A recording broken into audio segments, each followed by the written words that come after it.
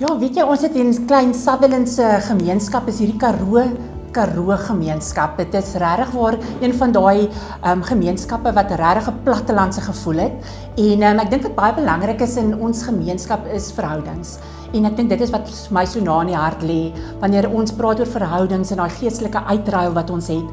Ek is nou 16 jaar op Sutherland. Ons boer daar in die distrik en in my 16 jaar het ons al geweldig deur baie predikante gegaan en leraars. So dit is altyd 'n uitdaging om in die platteland 'n bediening te hê. Jy is alleen, jy het 'n ondersteuningsraamwerk nodig. Maar terwyl ek dit gesien het, het ek gesien met my agtergrond, ek is daar, ek is nie van plan om iewers anders heen te gaan nie en ek is so lief vir die mense. Mense ken vir my en ek ken vir hulle natuurlik. So dit het, as ek nou terugkyk, hoe dinge net vir my in plek geval het en ek besluit het om toe nou die pad te loop om teologie te studeer. As ek reg kan onthou, was ek die eerste groep of die tweede groep van daai groep wat met die bedienaar, diensleraar pad begin volg het. En dit was regtig waar, dit was net gestuur geweest, want as dit nie vir dit was nie, kon ons op die platteland natuurlik nie aanlyn gestudeer het nie. So dit het vir my oopgemaak vir 'n groei sessie, dit het moontlik gemaak dat ek kan studeer. En soos my pad geloop het ek altyd met mense verhoudings gehad. Ek het met sielkunde agtergrond, beradingssielkunde gehad. Ek het destyds met my sportloopbaan het ek atletiek en netbal gedoen op 'n baie hoë vlak deelgeneem. Dit het eintlik gemaak dat ek deur die hele wêreld was. En so het ek begin om met voete te werk, want voete is belangrik in sport natuurlik.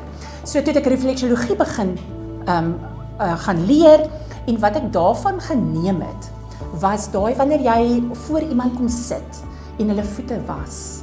In daai stukkie was daar 'n spasie vir my gewees wat heilig was. En soos mense begin, hoe meer jy aan hulle vat, hoe meer begin jy vinniger 'n verhouding opbou en mense begin vertrouensverhouding opbou en so raak mense gemaklik en jy begin praat. En so wil ek so 'n behoefte ontwikkel, ek wil regtig wel psigies ook vir mense begin help.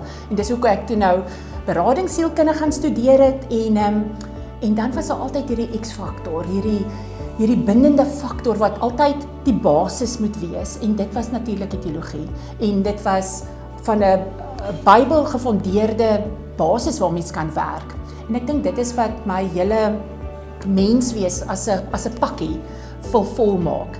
En ek beleef dit nou in Sutherland dat ek al daai goed wat ek al in my verlede gedoen het en dit nou as 'n volpakkie vir mense kan aanbied.